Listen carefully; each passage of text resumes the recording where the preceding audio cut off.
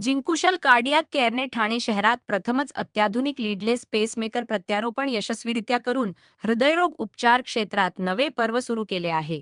हृदयाचे ठोके मंदावणाऱ्या रुग्णांसाठी हा उपचार अधिक सुरक्षित, कमी आक्रमक आणि आरामदायी मानला जात आहे. याबाबत माहिती देताना हृदयरोगतज्ञ डॉक्टर मयूर जैन यांनी सांगितले की पारंपरिक पेसमेकरमध्ये छातीखाली जनरेटर बसवून त्या हृदयापर्यंत नेल्या जातात. त्यामुळे संसर्ग, रक्तस्राव, लीड खराब होणे किंवा हालचालींवर निर्बंध यांसारख्या समस्या उद्भवू शकतात.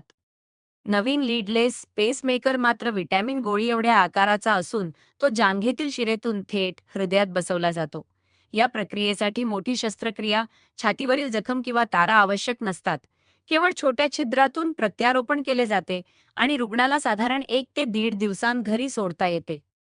डॉक्टर जैन यांच्या मते या तंत्रज्ञानामुळे संसर्गाचा धोका कमी होतो, रुग्णांना जलद पुनर्वसन मिळते आणि दुसऱ्याच दिवसापासून दैनंदिन कामे, व्यायाम किंवा योगास सुरुवात करता येते. पारंपरिक पेसमेकरची बॅटरी साधारण 10 वर्षे टिकते, तर लीडलेस पेसमेकरचे आयुष्य 14 ते 22 वर्षांपर्यंत असू शकते. त्यामुळे हृदयाच्या ठोक्यांच्या उपचारासाठी हा आधुनिक आणि प्रभावी पर्याय ठरत असल्याचे त्यांनी सांगितले. जैन आमच्या कॉम्प्लेक्समध्ये राहतात. मागच्या काही वर्षापूर्वी त्यांनी इकडे एक कॅम्प ऑर्गनाईज केला होता आणि त्यावेळेला त्यांनी इमर्जन्सीमध्ये हार्टचा प्रॉब्लेम झाला तर त्याच्यावरती कसा करून त्या माणसाला रिवाईव्ह करायचं ते शिकवलं होतं. That time at communication between and I was proud that he is doing very good job. I was impressed. तो अभी जब भी मेरे को प्रॉब्लम आ गया हार्ट का, हार्ट बीट्स कम हो गया, तो हम बोला अभी क्या करने का करिए. डॉक्टर जैन साहब को हमने रिक्वेस्ट किया इसके बारे में पूछो तो उसने हॉल्टर टेस्ट करने को बोला. हॉल्टर टेस्ट बोलो तो एक मैकेनिज्म लगा के इधर लगाते हैं और 3 रात उसको स्टडी करके हम लोग को एक रिपोर्ट देते हैं. वो रिपोर्ट में ऐसा मालूम होगा कि मेरा हार्ट बीट का बहुत टाइम 35 तक नीचे आता है, वैसा ही रहता है. तो हमने एडवाइस मांगा डॉक्टर जैन से, तो उन्होंने हम बोला कि आपको पेसमेकर लगाना पड़ेगा. पेसमेकर जैसे आपने बताया अभी जो बड़ा पेसमेकर वो इधर लगाने का होता है. मेरे को भी थोड़ा लंग का प्रॉब्लम है तो हमको एक्सरसाइज करना पड़ता है. तो एक्सरसाइज करने के लिए वो पेसमेकर नहीं चलने वाला था. तो हम लोग suggested that we should go for a pacemaker which he showed it to us. And that pacemaker लगाने के लिए हमको बोला कुछ तारीख फिक्स किया था 8 तारीख. हमको सुबह 8 बजे बुलाया, रात को आज बुलाया, कल सुबह बुलाया ऑपरेशन थिएटर में. 15-20 मिनट ऑपरेशन का तैयारी करने को लगाया. कोई आके बोला कि इधर आपको तो भाई एनेस्थीसिया देने वाले हैं. तो एनेस्थीसिया देने के बाद 15 मिनट में आके डॉक्टर जैन बोले सक्सेसफुल, तुम्हारा काम हो गया. Such a fast operation, such a intelligent operation without any knowledge. ऐसा ही जाके हार्ट में जाके उसको बिठा के स्क्रू करके मेरे को हार्ट बीट नॉर्मल करके हो गया. अभी I am having enjoyable life. मेरे को कुछ प्रॉब्लम आता नहीं. कभी कभी इधर फीलिंग आता है मेरे को लगता है तभी वो हार्ट बीट थोड़ा कम होके अपना पेसमेकर काम करने को लगा है, टक टक टक करके वापस नॉर्मल हो जाता है. So I am happy, very proud of mister doctor Jain end the operation is done very successfully. Thank you doctor Jain.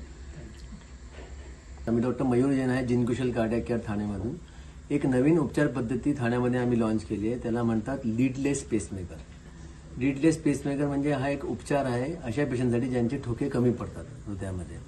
हे फार कॉमन आजार आहे. 70च्या वयानंतर ऑलमोस्ट 30 to 40% लोकांना हा हार्टबीट कमी होण्याचा त्रास होतो आणि अशा पेशंटला पेसमेकर लावायची आम्ही ॲडवाईस देतो.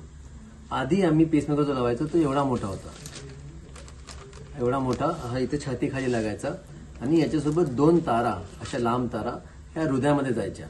ह्याच्यामध्ये बराच प्रॉब्लेम पेशंटला होऊ शकतो. ही पण एकदम सर्टिफाईड थेरपी आहे, पण ह्याच्यामध्ये काय आहे की लोकल पॉकेट जो बनतो त्याच्यामध्ये ब्लिडिंग होणे, इन्फेक्शन होणे, ते तार आतमध्ये जातात, ते एका नसामधून जातात, वेनमधून. त्या वेनमध्ये ब्लॉकेज होणे, ब्लॉकेज झाल्यामुळे लीड्स खराब होणे, लीड्स जर खराब झाले त्यांना मग चेंज करणे. इथे एकदा इन्फेक्शन झाला तर तो इन्फेक्शन त्या लीड्सच्या थ्रू हार्टमध्ये पोहोचतो आणि that can be life threatening. त्यामुळे प्लस याच्यामध्ये हे लावल्यावर पेशंटला एक्सरसाइज करता येत नाही फॉर 1 month. हात हलवता येत नाही कारण लीड हलू शकते. सो हे सगळे त्रास नाही व्हावे म्हणून हा आविष्कार केला आहे काही कंपनीवाल्यांनी आणि हा 7 वर्षापासून वापरला जातो दुसऱ्या देशांमध्ये. भारतात आता 1 वर्षापासून आम्ही वापरतोय आणि याचं नाव आहे लीडलेस पेसमेकर.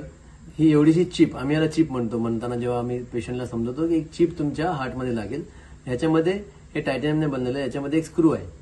हा स्क्रू, छोटा स्क्रू दिसत असेल, याला आम्ही हार्टच्या मसलमध्ये स्क्रू करतो एका डिव्हाइसच्या मदतीने. ते डिव्हाइस एक ट्यूब असते, जांघेतून एका व्हेनमधून फिमोरल वेनमधून ती हार्टपर्यंत जाते आणि ती हार्टपर्यंत एकदा प्रॉपर जागेवर पोहोचली की आम्ही त्याच्यावर स्क्रू असतात, त्याच्यावर मोठे मोठे डिव्हाइस 3-4 डिव्हाइस असतात, त्याच्यावर स्क्रू असतात, ते आम्ही त्याला फिरवलं की तोच वळण इथे जातो आणि ह्याला तो मग हार्टमध्ये गुंतवतो. एकदा व्यवस्थित हे झालं, हार्टमध्ये लागलं की हे ह्याला एका चिमट्याने तरी पकडलेलं असतं. वन्स वी चेक की सगळे पॅरामीटर्स ओके आहेत, बरोबर हे काम करत आहे, तर आम्ही त्याला रिलीज करून टाकतो. त्या रिलीजचा एक बटन असतो, ते रिलीज केलं की सगळं सिस्टम बाहेर येते. एवढ्याशा 4-5 मिलीमीटरच्या होलने पूर्ण शस्त्रक्रिया केली जाते आणि त्याच्यावर एकच टाका लागतो. तो टाका दुसऱ्या दिवशी आम्ही काढतो आणि पेशंट घरी जातो. त्यामुळे याच्यात पेशंटचा स्टे पण फार कमी आहे हॉस्पिटलमध्ये, 1 ते 1.5 दिवस. आज केला ऑपरेशन तर उद्या आम्ही डिस्चार्ज करू शकतो पेशंटला. जुन्या पेसमध्ये आम्हाला पेशंटला 3 ते 4 दिवस कंटिन्यू ठेवावं लागायचं, कधी कधी जास्त पण 5 दिवस, कारण अँटीबायोटिक द्यावे लागायचे. इथे इन्फेक्शन होऊ शकतं म्हणून आम्ही अँटीबायोटिक देतो, इंजेक्शन अँटीबायोटिक ते द्यावे लागायचे. प्लस इथे ब्लिडिंग झाला आहे का, काही प्रॉब्लेम झाला आहे का ते ऑब्झर्व करावं लागतं नेक्स्ट दिवस, कारण मोठा प्रोसिजर आहे तो जुना जो पेसमेकर करायचो आम्ही.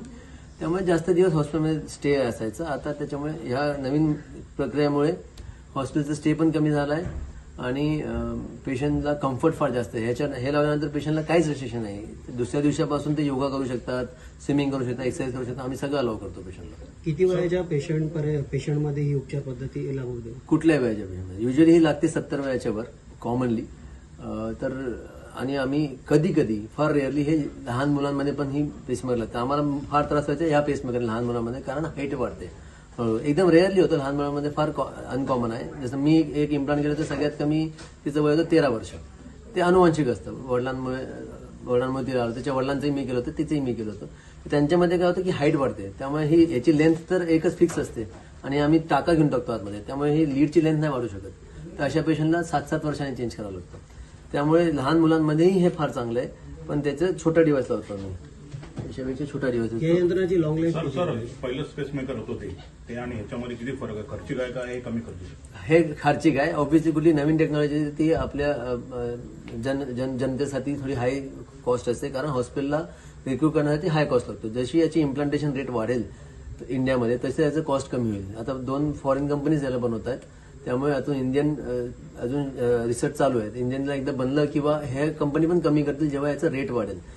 ऑलमोस्ट डबल पडतं, दुप्पट कॉस्ट आहे. या यंत्राची लाईफ किती आणि किती वर्षानंतर हे बदली करावी? सो तेही याचा फायदा आहे की जो रुटीन बेसमध्ये आम्ही लावायचो त्याची लाईफ 10 वर्षच होती.